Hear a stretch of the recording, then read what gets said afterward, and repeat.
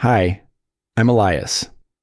2 weeks ago, I almost died alone in a hospital bed. The nurses called the only family I had left, my stepfather. He told them he was never my son. I'm busy taking care of my dogs, and hung up. They thought I wouldn't survive the night, but I did. And when I got out, I made one phone call. Not to him, but to my bank. An hour later, he was at my door, pale, sweating, shaking. Now ask yourself, what kind of man only shows up when the money might be leaving? And what kind of son survives just to make sure the truth doesn't? You think that's the worst part? It wasn't, not even close. The lights in the ER flickered above me, a faint hum mixing with the storm outside. Every beep of the monitor echoed like a countdown. My chest felt tight, my throat dry. I could hear people moving, voices rising and falling around me, but none of it made sense. It was like being underwater, everything muffled, distant. Someone called my name. I tried to answer, but my mouth wouldn't move. Only my mind was awake. I thought of my mother's laugh, light, quick, the way it filled a room before Richard came into our lives. Then I remembered his stare. It wasn't anger, not really. It was worse. Cold judgment, the kind that made you feel small for just existing.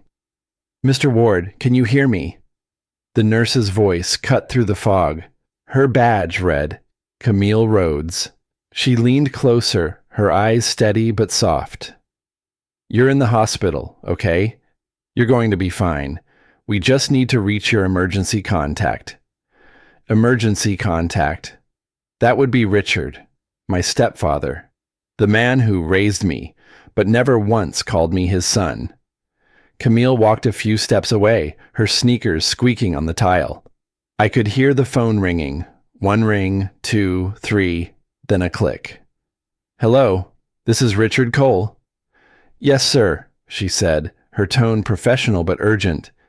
"This is St. Luke's Hospital. We have an Elias Ward here. He's critical. You should come immediately. He might not make it through the night."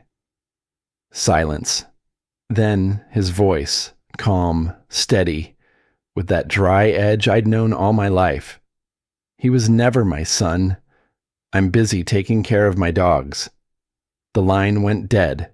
Camille froze, phone still in hand. For a moment, she didn't breathe. Another nurse glanced her way, but no one spoke. The room filled with a silence heavier than any machine sound could break. Camille stared at the phone screen, the red text glowing. Call declined. I couldn't move, couldn't speak, but I heard every word. And somehow, even half-conscious, I felt the final door close inside me. My pulse slowed. The ceiling lights blurred. I tried to swallow, to form words, but only one escaped my mouth. A whisper I wasn't sure anyone heard.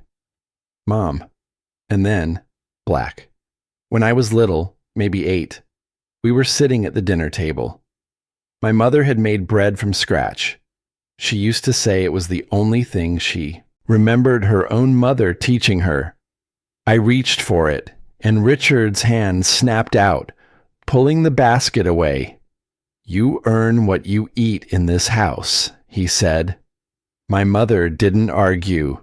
She just stared down at her plate. Later that night, I heard her crying through the wall.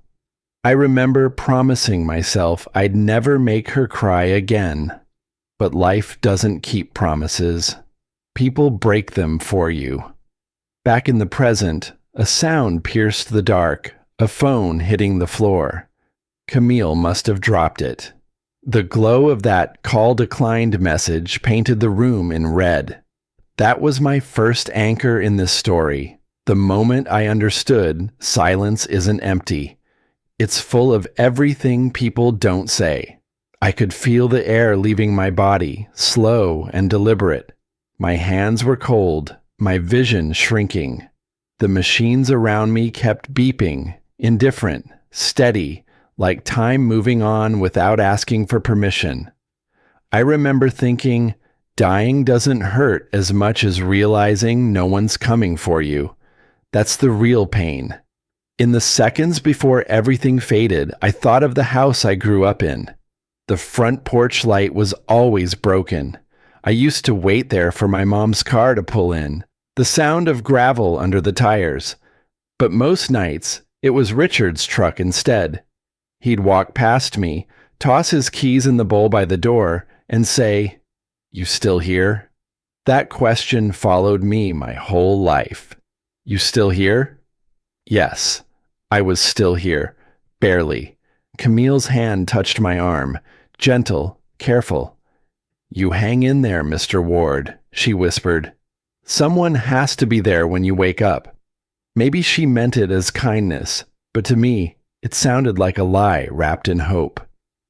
The storm outside cracked open the sky. Lightning flared through the window, painting the room white for half a second. Then darkness again, deeper than before. And in that darkness, I finally understood what silence sounded like when it came from someone who was supposed to love you. It sounded like a phone hanging up.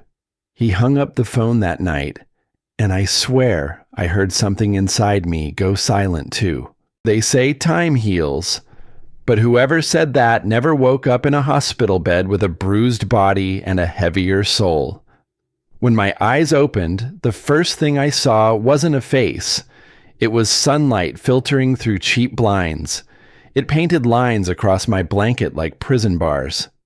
For a second, I wasn't sure if I was dead or just forgotten. Then I heard breathing. Soft. Steady. Not mine. Camille sat in the chair next to the bed, flipping through a small notepad, legs crossed like she'd been there a while. She noticed me stirring and sat up straight, eyes wide. "Well, look who's back from the edge," she said, half a smile on her face. I shifted slightly. Everything hurt, even blinking. "Guess luck hasn't decided to take me yet?" She chuckled, but there was something sad in it. "Most people in your condition, they don't come back. You did." I didn't answer. I just stared at the ceiling, listening to the TV in the background. The sound was off, but I could read the headlines. Foreclosures up statewide, markets dip, families evicted. Something about the image of people losing homes while I was lying in a hospital bed. It felt personal, like the world was unraveling quietly around me. Camille stood, walked over to the table, and picked up a folder. "These came for you yesterday. Policy forms, discharge estimates, the usual. You'll want to look them over." She handed them to me, and I flipped through without interest until I saw a short note paper-clipped to a billing notice. "Responsible party, Richard Cole, declined payment." My fingers paused on the page. The air felt thinner suddenly. "He really meant it," I muttered. Didn't even fake concern for the money. Camille looked down. "They called him twice, actually. First when you were admitted, then again for financial responsibility. Both times. He refused." I didn't nod. I didn't react. I just folded the paper and set it aside. If pain had a weight, mine had just gotten heavier. "You know," I said quietly, "my mother used to tell me, he's not mean, Elias. He just doesn't know how to love properly." I turned toward the window. But if that were true, he shouldn't have pretended he could. Camille didn't respond. She didn't need to. I tried to shift again, and she reached for the bedside remote to raise the bed. As I sat up, she hesitated like she wanted to say something but wasn't sure she should. "There's one more thing," she said finally. "The night you were brought in, someone else came asking about you." That caught my attention. "Who?" "We don't know. It was a woman, mid-50s maybe, blonde hair pulled back. She asked if you were stable and then left before we could get her name. Just said she used to know your mother. I stared at her. You're sure? I don't forget faces, she said, and hers looked scared, like she wasn't supposed to be there. That mystery sat with me in the room, heavier than the silence had ever been. Someone from my mother's past showing up out of nowhere and disappearing without a name? It didn't make sense, but it pulled me up from the fog I'd been stuck in. Can I get my stuff? I asked. Camille nodded. She returned a few minutes later with a clear plastic bag. My wallet, my cracked phone, my watch, scratched but still ticking. I took the phone out first. The screen was fractured, battery hanging on by a thread. I powered it on. The last call was still there. Call declined. Richard Cole. I stared at it for a moment, then hit delete. Guess I'm done waiting for that man to care. Camille didn't reply, but she didn't look away either. I opened my contacts and scrolled. There was only one number I needed now. The call rang twice before a voice answered, sharp but professional. Bank of Southern Texas, Harriet Lang speaking. Hi, this is Elias Ward. I'd like to check the status of my mother's trust account, the one held in her name before she passed. There was a pause, long enough to feel cold. Sir, that account was transferred 6 months ago, Harriet said. Moved into a separate holding under Mr. Richard Cole. I went still. Moved? Yes, power of attorney was listed. We have the paperwork on file. I didn't argue. I didn't even ask for a copy. My throat was dry, but my voice was steady. Then I guess it's time I wake up for real. She said my mother's account had been moved. I didn't ask where, because I already knew who did it. I left the hospital that same afternoon. The air outside felt heavier than the one inside, humid, thick with that late-day Texas heat that clings to your skin. The traffic hummed around me, but all I could hear was the echo of Harriet Lang's voice. That account was moved by Mr. Cole. By the time I parked downtown, the sun was sliding low behind the high-rises, washing the city in copper light. I stood in front of a narrow brick building that hadn't changed much since my mother was alive. The gold letters on the glass still read, Patrick Voss, attorney at law. I remembered being here once as a kid, holding Mom's hand while she signed something I didn't understand. I was too young to know she was protecting me back then. Inside, the air smelled of old paper, bourbon, and dust. The kind of smell that clings to truth no one wants to open again. Patrick looked up from his desk when I walked in. He blinked twice, then stood slowly. His face carried that same mix of fatigue and guilt I remembered from my mother's funeral. Elias Ward, he said softly. You look just like Marjorie, except your eyes. They're tired. I managed a faint smile. I woke up that way. He motioned for me to sit. I heard about the hospital, he said. I was sorry to hear. I survived, I said simply. Guess that's something. He nodded, uneasy. What brings you here? I didn't waste time. Did my mother ever change her will before she died? That question hung in the air. Patrick's eyes flicked toward the cabinet behind him. He hesitated, then exhaled through his nose, slow and heavy. Without a word, he turned, unlocked a drawer, and pulled out a leather folder sealed with a metal clip. Not willingly, he said finally. I leaned forward. What do you mean? He took off his glasses and rubbed his forehead. About 6 months before she passed, Richard came here with a revised document, said it was her final decision, that she wanted everything under his management until you were ready. He looked at me, searching for a reaction. The house, the trust, her savings, all transferred to him. My jaw tightened. And you believed him? Patrick's voice dropped. No, I didn't. Her signature was shaky. Too shaky. Your mother's hand was steady until the last time I saw her. I told him that, and he said she'd been sick. He also said if I questioned it again, he'd sue me for defamation and have me disbarred. I sat there, staring at him. The ticking of his old wall clock filled the silence.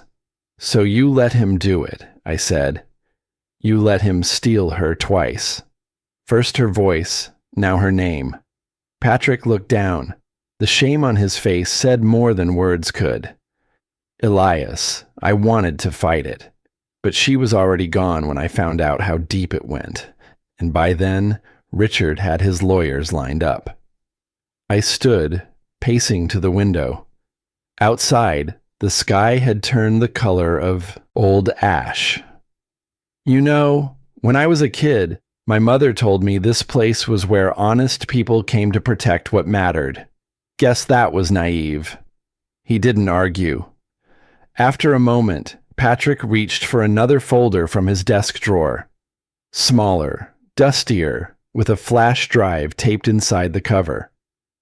She made something before all of that, he said quietly. A recording, her original testament. I kept a copy, though I shouldn't have. He handed it to me. Written in blue ink across the label were the words, Marjorie Final.mp4. My throat went dry. You kept this all these years? I couldn't destroy it, he said. She recorded it right here in this office, the day before Richard brought me that new will. I told myself maybe one day her son would come asking. He hesitated. If you open that, Elias, there's no going back. I took the flash drive, feeling its small weight in my palm. There's nowhere left to go back to. Patrick sighed and leaned back, watching me. You're not like him, you know, he said quietly. You've still got her in you, that decency. I slipped the drive into my pocket. Decency doesn't win court cases. As I turned toward the door, something caught my eye. The phone on Patrick's desk. Its small screen glowed faintly in the dim office light. 2 words blinked across it. Voicemail unheard. 2. It reminded me of the hospital that night.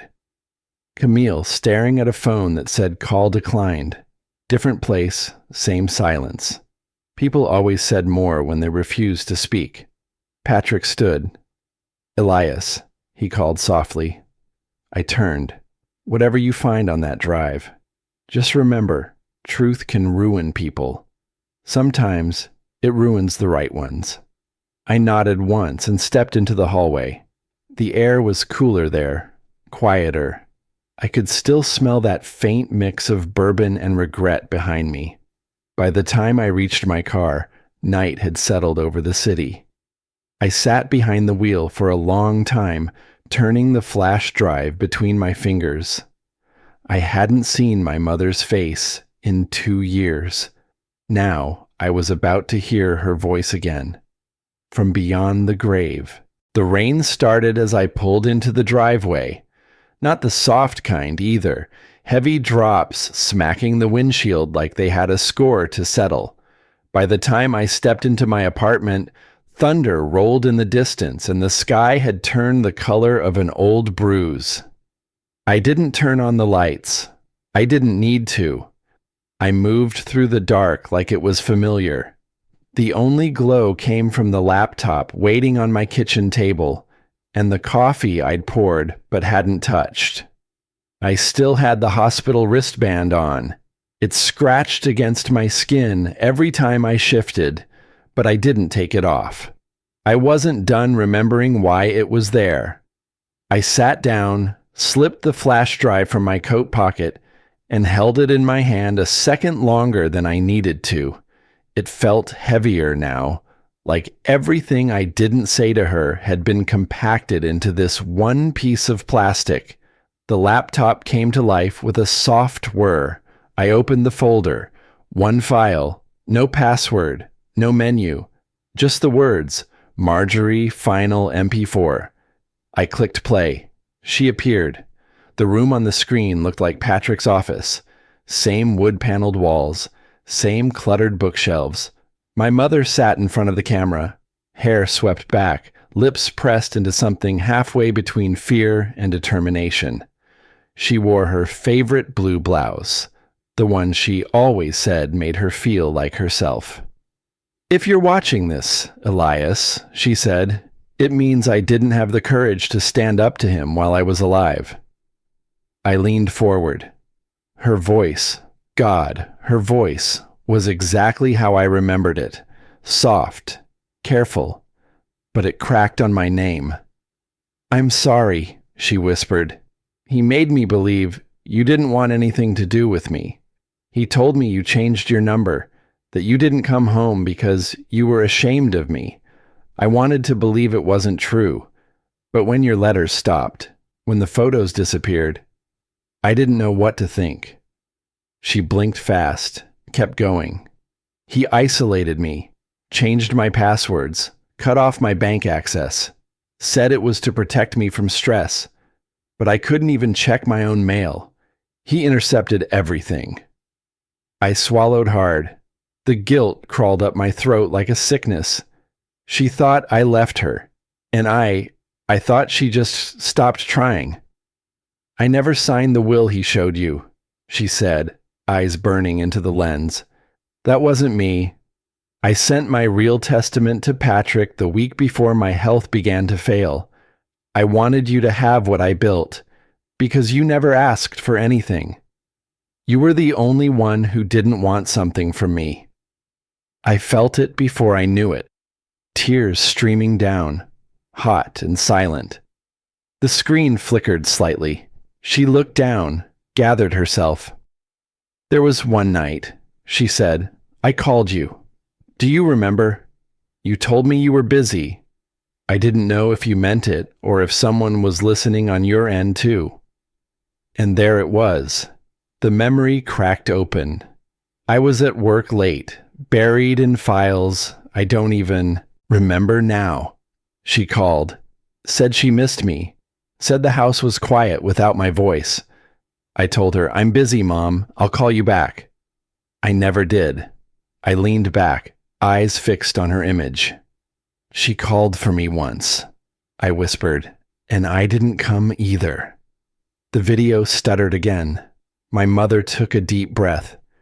"If Richard finds this file, he'll destroy it. He'll say I was confused, that I didn't know what I was doing. But I knew. I knew everything, and I was afraid of him, of what he might do to you if I stood up to him." A long pause. "Keep it safe, Eli. Don't let him erase me." Then the screen cut to black. The only sound left was the faint whir of the laptop fan, like the end of her breath. I sat there, unable to move. The storm outside had grown louder, the lightning flashing behind the blinds. Still, the room felt smaller, like her voice had filled it and emptied it all at once. My phone buzzed beside me. Unknown number. I picked it up. The screen read, "Call declined." Same words as that night in the hospital. Only this time, I was the one who declined. I set the phone face down and looked at the laptop again. Her image was gone, but something else had settled in its place. Not grief. Not anymore. Something sharper. My mother's last words weren't about forgiveness. They were about war. I didn't sleep that night. I sat at the kitchen table until the storm wore itself out, staring at the black screen, the empty cup, the flash drive now back in my pocket. Her voice still echoed in the walls, not like a ghost, like a memory refusing to fade. By the time morning broke, I had made up my mind. I showered, shaved, put on the only blazer I owned. I hadn't worn it since her funeral, and it still smelled faintly of the lilies they placed by the casket. The same ones Richard had ordered. White, cold, expensive. Downtown was already pulsing by the time I pulled up. People in suits walked with purpose. Starbucks lines spilled onto sidewalks. I moved through them like a man who didn't quite belong, but didn't care. Richard's office was in a glass building on Franklin Street. Tall, modern, trying a little too hard. His name was etched in gold on the wall behind the front desk. Cole Properties. I pushed open the door. The receptionist, a young woman with tight blonde curls and too much mascara, looked up and froze mid-sentence. "I need to see Richard," I said, calm as if I were there to deliver flowers. He's not expecting." "I know." Before she could stop me, I was already moving.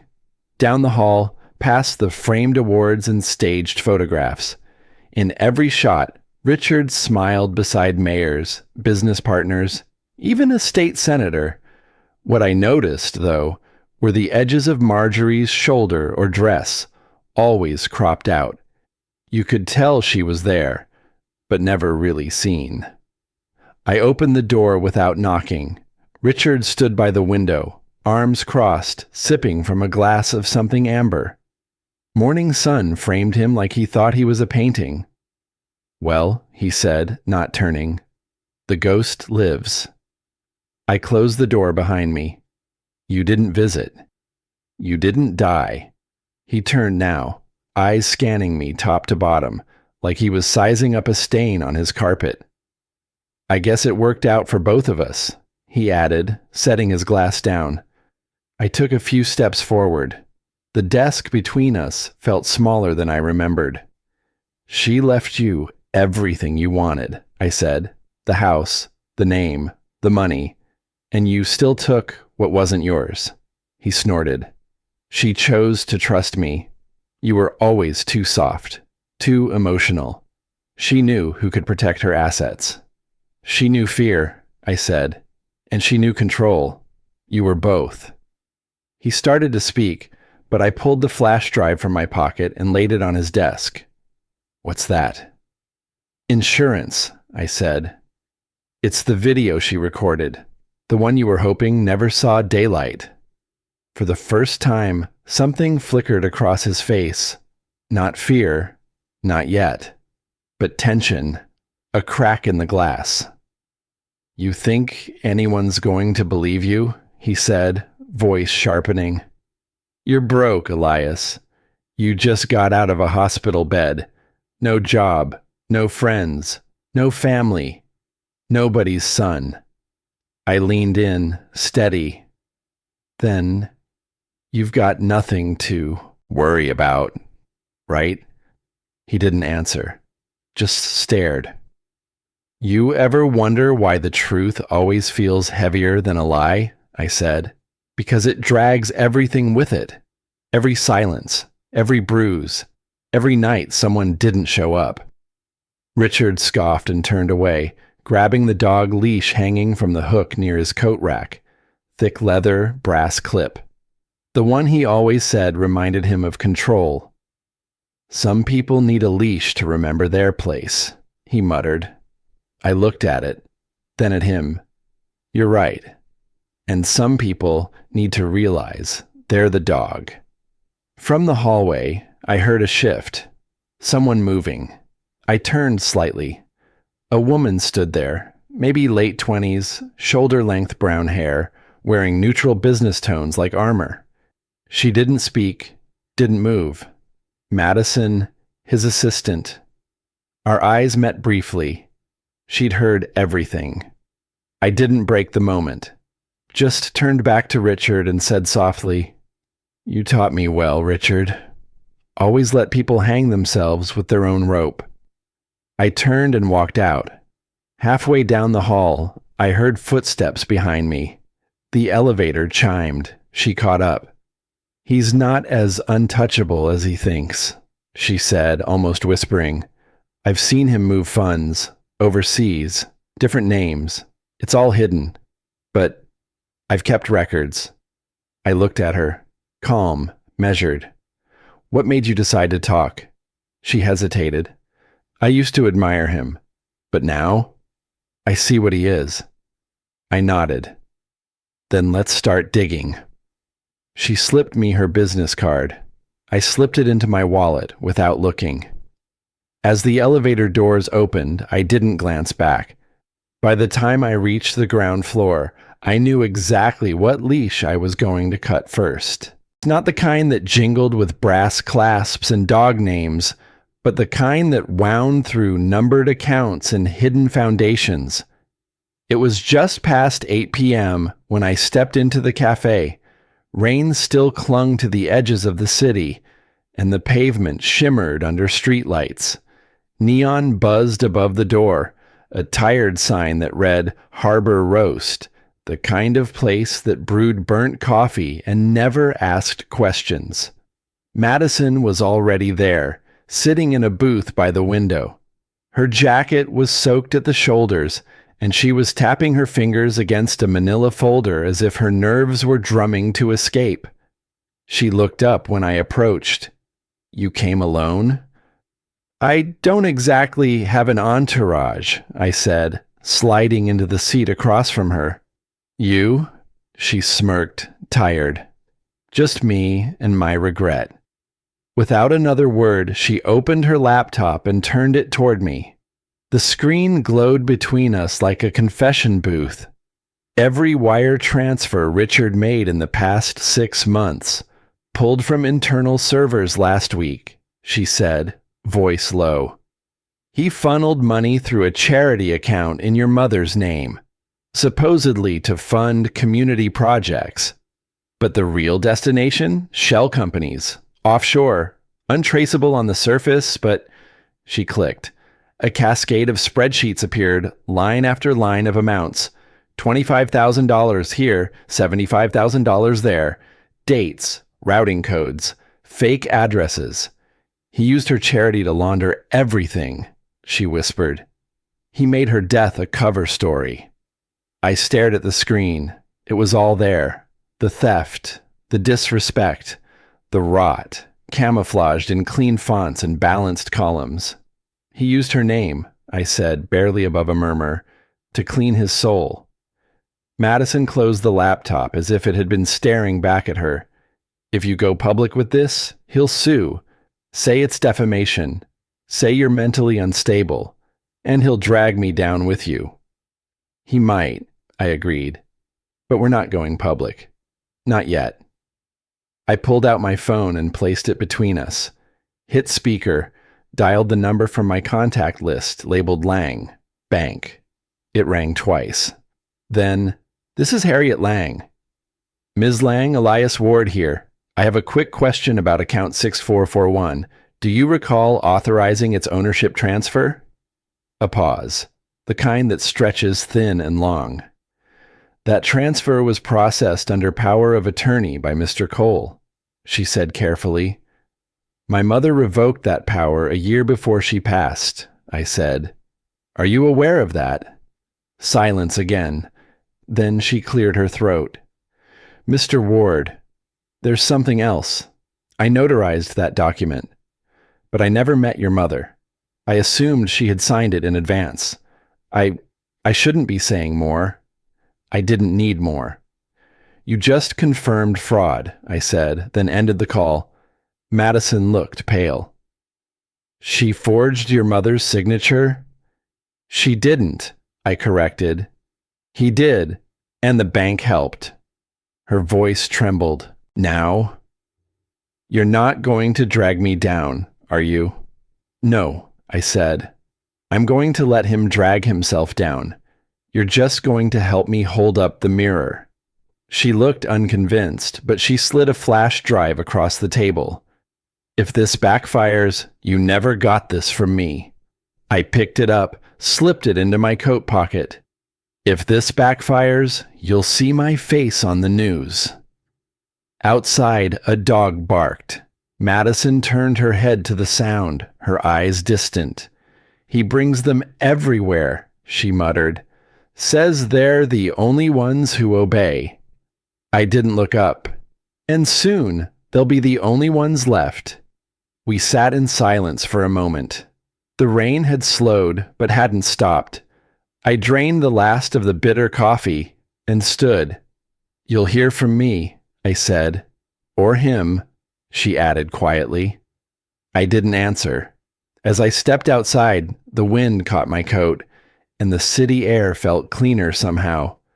I didn't know if that was hope or just the absence of fear. But I left that cafe with two things in my pocket: proof and purpose. The storm was finally clearing, but it wasn't the weather that was about to break. By morning, the clouds had thinned, but something heavier still hung in the air. It clung to my clothes like the smell of old secrets. At 7:12 a.m., my phone buzzed. One new voicemail. Richard's voice, composed, almost cordial. "Elias, let's not make this ugly. Come by the house. We should talk." I listened twice, then a third time. He wasn't begging. He wasn't warning. He was cornered and pretending it was a handshake. By 9:00, I was driving out of the city. Madison sat in the passenger seat, silent. She'd offered to wait outside the gate, just in case. The road curved into a long private driveway lined with manicured oaks, the kind that were trimmed to look wild. At the gate, the dogs barked first, the same pair from years ago, still loud, still lean, still trained to bark at me like I was a stranger. He'd raised them better than he'd ever tried with me. I got out. Madison stayed in the car, engine running, just like we planned. The gate clicked open. The house loomed, glass and stone, cold and spotless. The kind of place that said, "Look how well I've erased the past." The door opened before I knocked. Richard stood there with a drink in his hand, the kind you sip when you want people to think you're calm. "Come in, son," he said. The word hit the ground like a lie. Inside, the air smelled like cologne and wealth, but beneath it, something else, something tight, afraid. The silence wasn't peaceful. It was waiting. We sat in the living room, fire in the fireplace, though it was barely cool outside. He gestured toward it with mock warmth. "You're making noise, Eli," he said after a sip. "People are talking. Don't drag your mother's name through this." "She's not the one who forged signatures," I replied. His jaw twitched, but his smile didn't budge. "You have no proof." I pulled an envelope from my coat and placed it on the table between us. "These aren't legal documents," I said. "They're copies of the emails I sent to the Department of Justice last night. Originals are already with my attorney." His drink sloshed as he set it down too fast. His eyes didn't move to the envelope. They stayed on mine, searching. For fear, maybe. Or weakness. "You think this makes you a hero?" he asked, voice flat. "No," I said. "It makes me free." He leaned back, laughter slipping out like steam from a cracked pipe. "You think they'll believe you over me?" he said, louder now. "You were unconscious in a hospital bed when all this happened. Who do you think paid those bills, huh? You think the world owes you something just because you didn't die?" "I checked," I said calmly. "Medicaid did. You didn't pay a cent." Silence. His face, motionless. But his throat pulsed. A single second and the mask cracked. He stood, slowly. Walked toward the fireplace, then turned. "If you come after me," he said, his tone no longer slick but sharp, "I will take every last thing she ever left you. I'll burn it. Every photo, every memory, every scent, and no one will stop me." "You already did," I said, standing. "Now I'm just taking it back." I walked toward the door. He didn't follow. "You'll regret this," he called out. I stopped at the threshold, still facing away. "You already do." Outside, the wind had died, but the trees still swayed. Madison rolled down the window as I approached. "Well?" she asked. "He's rattled." The dogs barked again behind us. I glanced back at the gate. "He taught them to bark when they're scared," I said. I pulled out my phone, thumb hovering for a second over Patrick's name, then tapped. A single text. "It's time." I didn't wait for a reply. I didn't need one. That message had been sitting unsent for days, not because I wasn't ready, but because I wanted to be sure I could walk into the storm and not flinch. 2 weeks passed. The city didn't slow down, but I did. I stayed quiet, waited, let the gears grind behind the scenes. Then, one Tuesday morning, I woke to a different kind of silence. Not empty, but waiting. I turned on the TV, mostly out of habit. There it was. Prominent Houston developer under federal investigation. Richard's face filled the screen. Flanked by his attorney, sunglasses on, jaw tight. Reporters shouted questions. He ignored everyone. I turned the volume down and watched his image without sound. The ticker ran names. Mine, my mother's, the foundation's. "You always said money talks," I whispered to the room. Looks like it finally said too much. That afternoon, I sat in the back row of the courtroom, quiet. Patrick sat near the front, composed. Beside him, Madison straightened her blazer with shaky hands, but held her chin high. She didn't look at Richard. When the judge called her name, she stood, walked to the stand, and swore in. Her voice didn't shake. "He asked me to alter records," she said clearly. "He said the charity needed restructuring, but the accounts were being drained into shell corporations. Offshore." Richard didn't move, didn't blink. He looked forward, stone-faced. Patrick stood and handed over printed copies of the original will, side by side with forged transfers and emails traced to accounts with Richard's digital signature. The prosecutor nodded slowly. No dramatic gasps. Just confirmation. During recess, I stepped into the hallway. On the bench outside the courtroom, Richard sat alone, holding one of his leather dog leashes in his lap, the kind with his initials embossed in gold. His hand trembled, barely noticeable. The leash used to mean control. Now it looked like a chain. He looked up and saw me. For a long second, we stared at each other through the noise of camera clicks and legal chatter. "You think this fixes her death?" he asked, voice almost inaudible. I stepped closer, just enough for only him to hear. "No," I said, "but it stops you from rewriting it." He didn't answer. His mouth moved, then stopped, like he wanted to say something that might still hurt, but had nothing left sharp enough to cut. Later that evening, I sat at my apartment, the windows fogged with rain. The scent of burnt coffee drifted from the pot I'd forgotten about an hour earlier. I didn't care. The email came at 7:41 p.m. Subject, case closed. Ward estate ruling attached was a message from Patrick. "Congratulations, Eli. You're officially her legal heir again. All assets frozen pending transfer. We did it."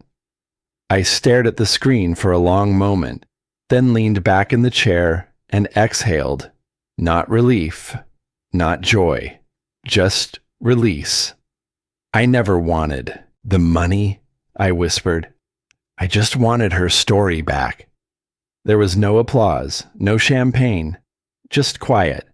The kind I hadn't known since she died. I walked to my dresser. On it sat two things: the hospital wristband from the night I almost didn't wake up, and the leash Richard had once left behind in her house. I picked up both.